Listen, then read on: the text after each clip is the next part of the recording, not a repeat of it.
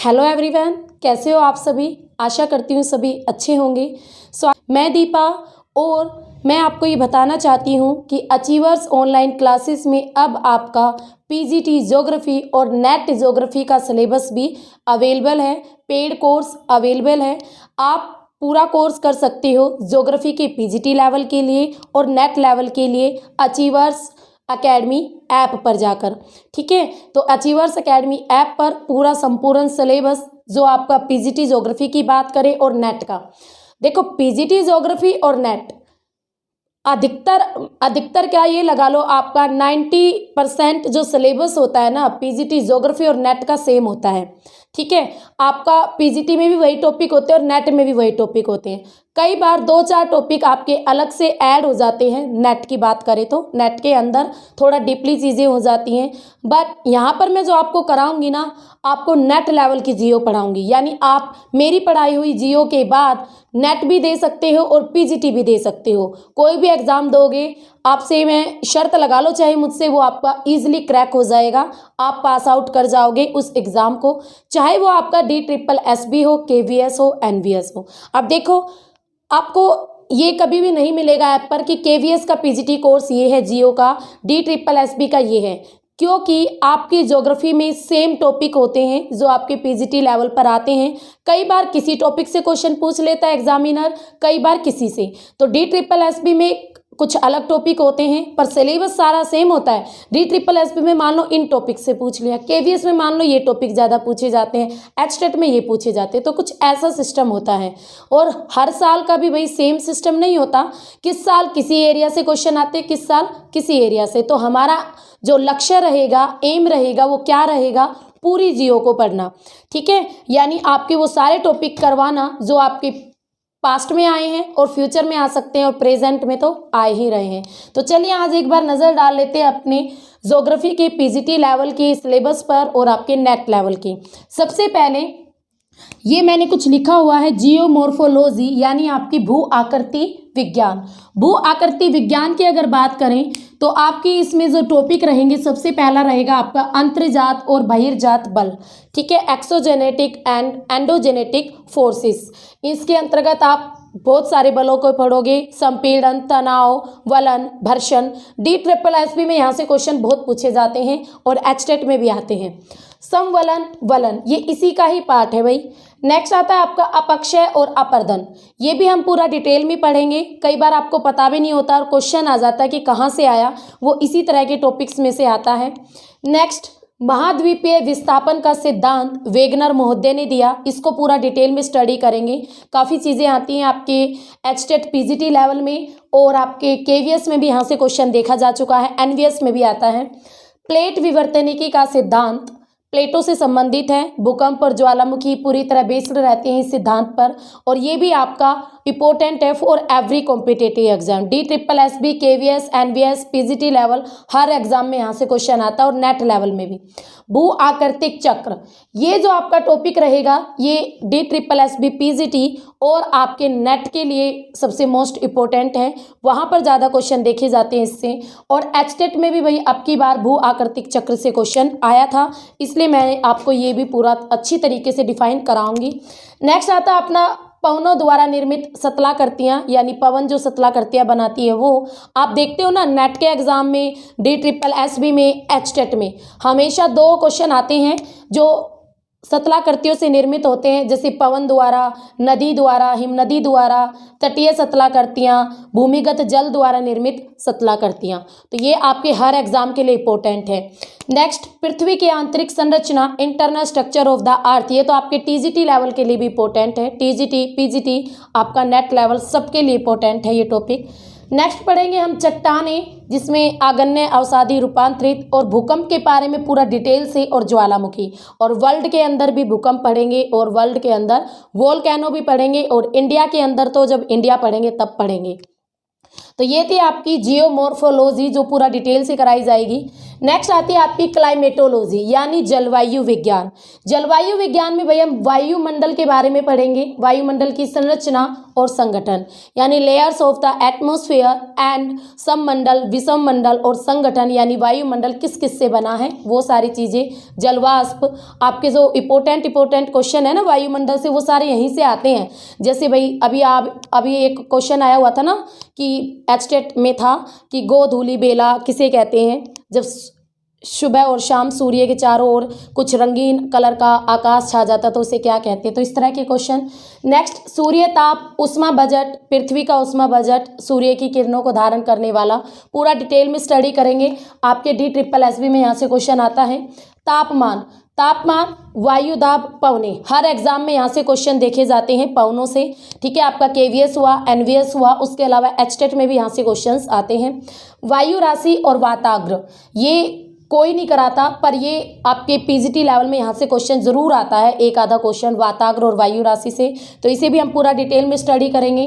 चक्रवात यानी साइक्लोन, तो क्या होते हैं आपके साइक्लोन, शीतोष्ण कटिबंधीय चक्रवात, उष्ण कटिबंधीय चक्रवात, दोनों स्टडी करेंगे। भूमंडलीय मुद्दे यानी पर्यावरणीय मुद्दे, पर्यावरण से रिलेटेड जो भी आपके मुद्दे हैं, जो भी आपके सम्मेलन हुए हैं, उनको पूरा डिटेल में स्टडी करेंगे। हरित गृह प्रभाव, ठीक है, आपका हरित गृह प्रभाव CO2 जो कि प्रमुख कारण है हरित गृह प्रभाव का, इसको पूरा डिटेल में स्टडी करेंगे। संघनन के रूप यानी कंडेंसेशन, आपकी वर्षा कैसे बनती है, जलवाष्प कैसे बनते हैं, कोहरा कैसे बनता है, धुंध कैसे बनती है, ओले कैसे बनते हैं, इन सारी चीज़ों को स्टडी करेंगे इस वाले चैप्टर में। एचटेट PGT में भी लास्ट से लास्ट ईयर यहाँ से क्वेश्चन आया था। DSSB में कंफर्म हर बार क्वेश्चन आता है।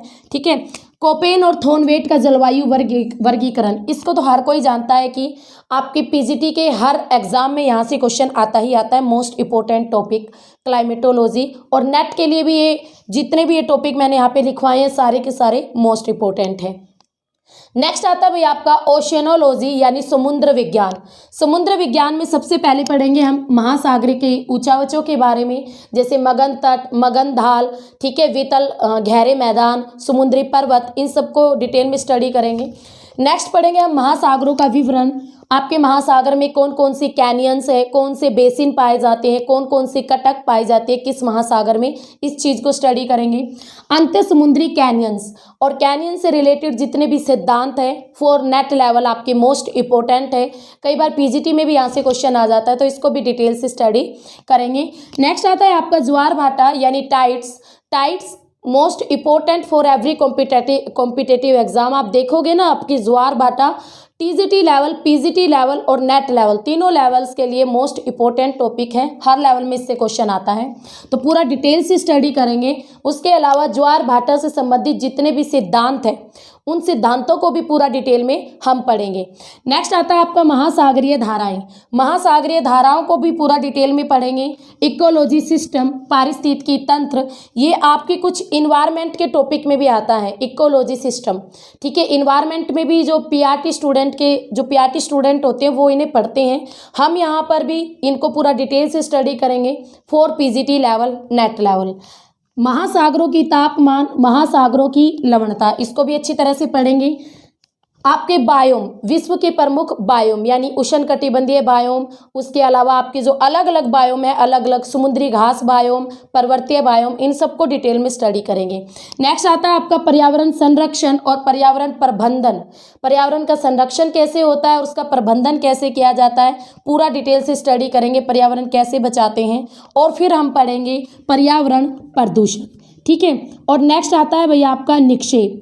महासागर में कुछ निक्षेप आते हैं, जैसे आपके ग्लोबिजेरिना, रेडियन, आपके अगर हम बात करें नीली मृत्तिका, लाल मृत्तिका, पंख, तो उन सब का डिटेल में स्टडी करेंगे निक्षेपों के अंतर्गत हम।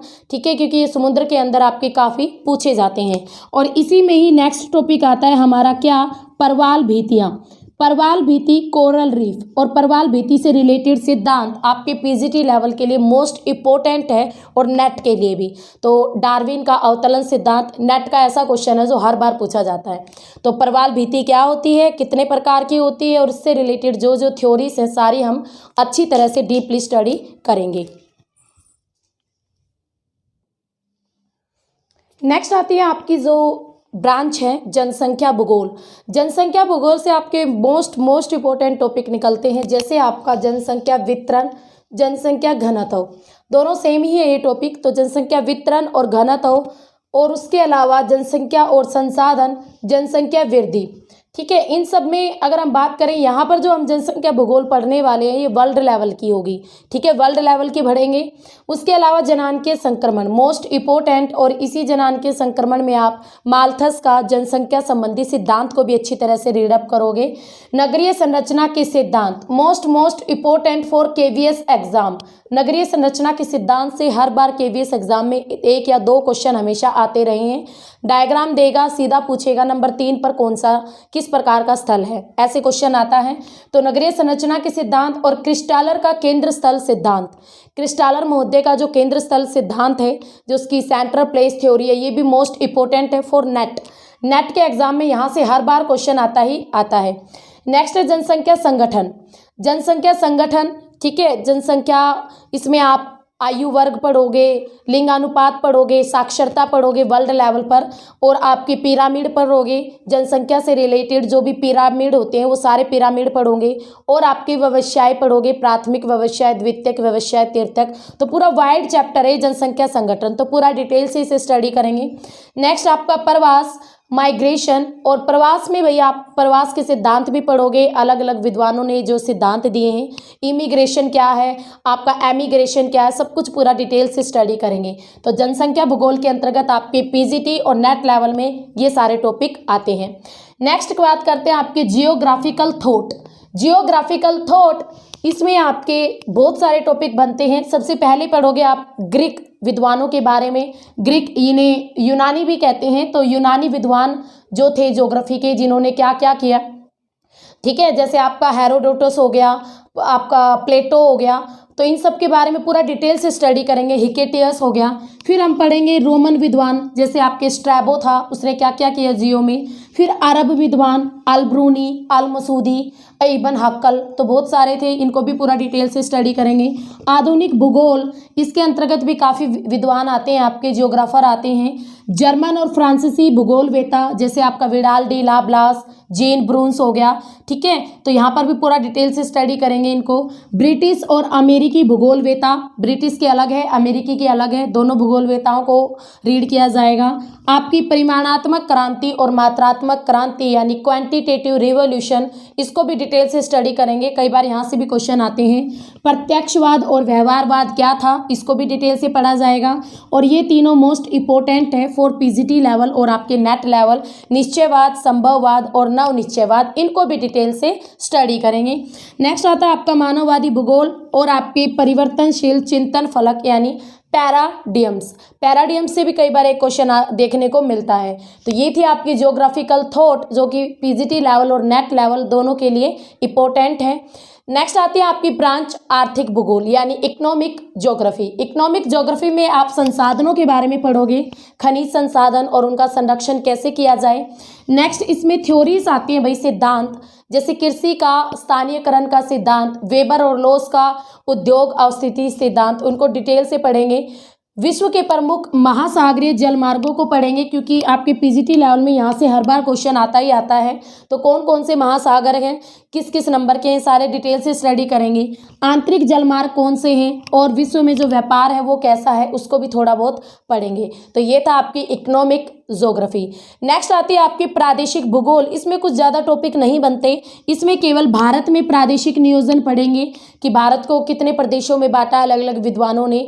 जैसे पूछा जाता है ना, सेन गुप्ता ने भारत को कितने प्रादेशिक प्रदेशों में बांटा, इस तरह से क्वेश्चन आएगा यहाँ से। नेक्स्ट विकास के संकेतक पढ़ेंगे, मानव विकास सूचांक के बारे में पूरा डिटेल से स्टडी करेंगे। तो ये होता भाई आपका प्रादेशिक भूगोल, ठीक है। अब आपने जनसंख्या भूगोल का देख लिया, ज्योग्राफिकल थॉट देख लिए, आर्थिक भूगोल देख लिया और प्रादेशिक भूगोल देख लिया। नेक्स्ट आता है, आगे आते हैं आपकी ज्योग्राफी ऑफ इंडिया। इतनी ब्रांच करने के बाद आपका भारत तो रह ही जाता है। तो भारत में, यानी ये लगा लो इंडिया को तो पूरा डिटेल से स्टडी करना है हमें।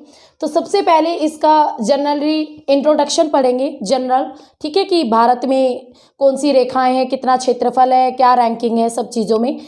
भौतिक विभाजन, उसके बाद भारत का भौतिक विभाजन, भारत में प्रायद्वीपीय पठार, हिमालय पर्वत, पूर्वी तटीय मैदान, पश्चिमी तटीय मैदान, उत्तरी भारत का विशाल मैदान, इन सबको पूरा डिटेल से स्टडी किया जाएगा इसके अंदर। नेक्स्ट आता है भारत का अपवाह तंत्र यानी रिवर्स, रिवर्स पढ़ोगे आप इसमें भारत की नदियाँ।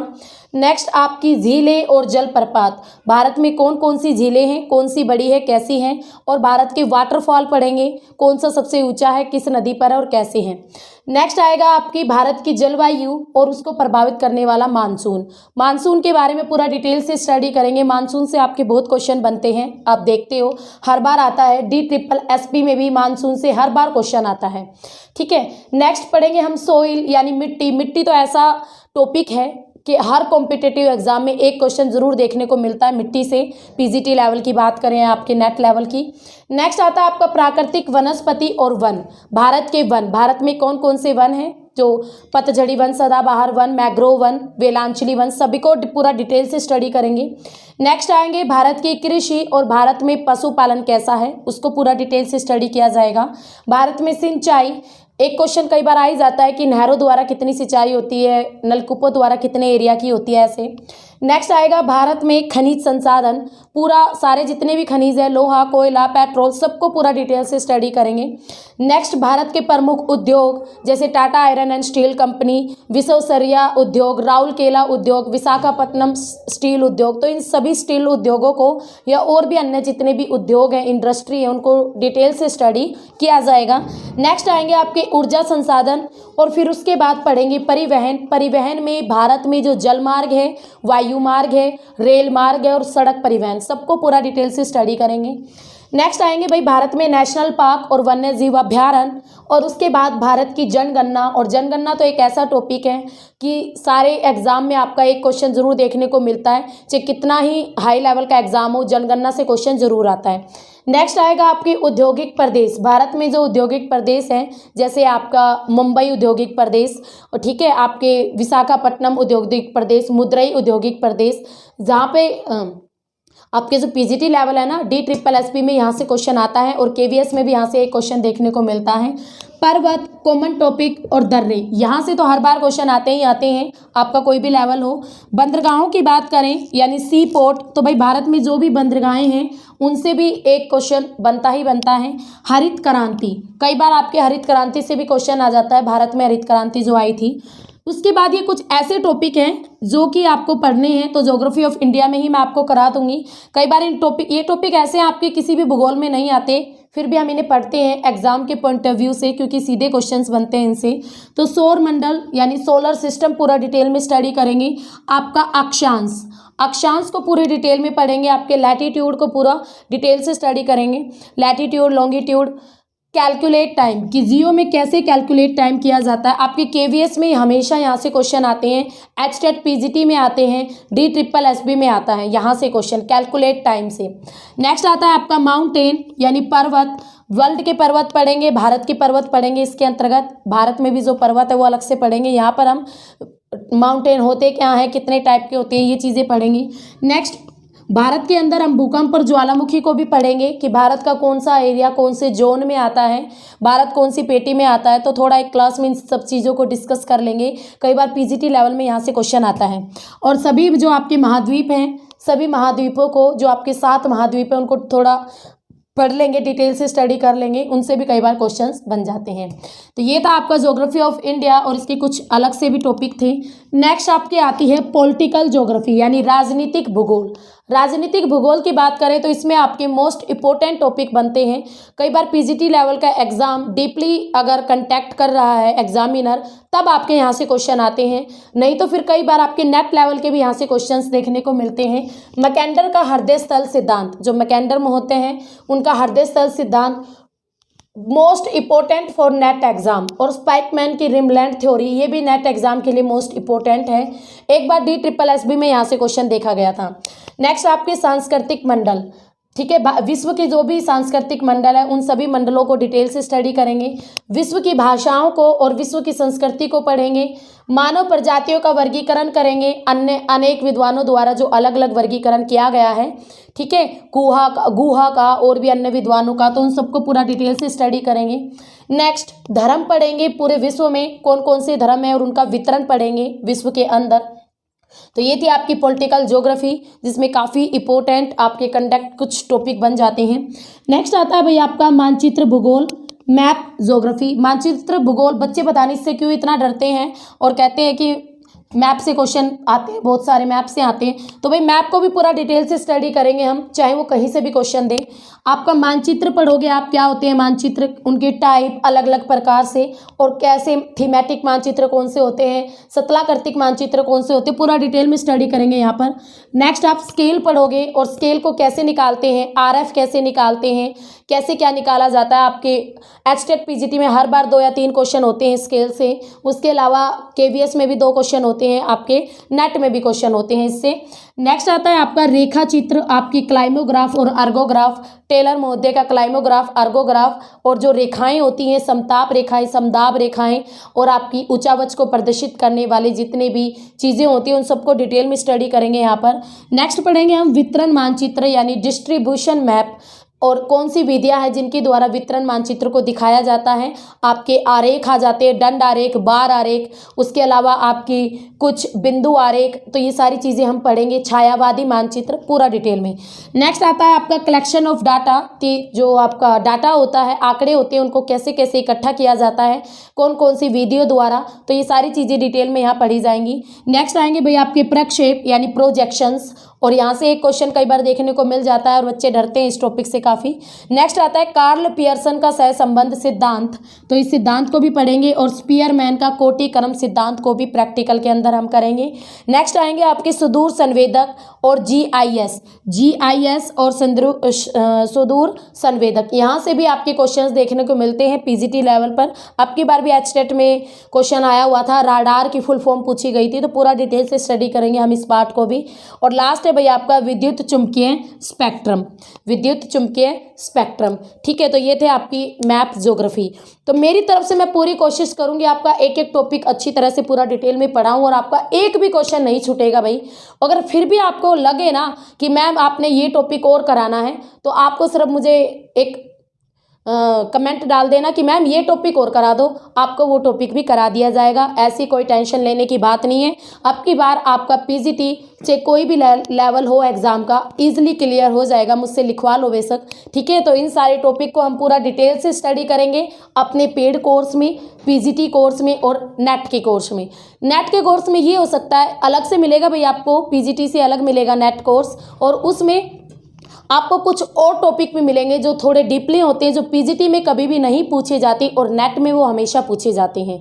उन टॉपिक्स का मैंने यहाँ पर जिक्र नहीं किया है, तो वो इनके अलावा टॉपिक होते हैं, पूरे डीपली होते हैं, और कुछ अलग जैसे नवोन्मेष सतलाकृतियाँ, बहुचक्रीय सतलाकृतियाँ, अगर आप संप्राय मैदान, तो कुछ अलग अलग तरह के टॉपिक होते हैं जो नेट के एग्जाम में आते हैं। तो जो बच्चा नेट का पेड कोर्स लेगा उसको वो अवेलेबल हो जाएंगे, जो पीजीटी का कोर्स लेगा उसको पीजीटी वाले अवेलेबल हो जाएंगे। तो ध्यान से करना आप सारे टॉपिक्स को, और कोई भी चीज़ें समझ में ना आए तो कमेंट कर देना, ठीक है। तो इन्हीं सारी ज्योग्राफी को हम अपनी पेड क्लास में कंप्लीट करेंगे, तो वो जल्दी जल्दी अपनी पढ़ाई शुरू कर दो, और पेड कोर्स भी, देन फिर हम देखते हैं कैसे क्या चीज़ें होती हैं, ठीक है।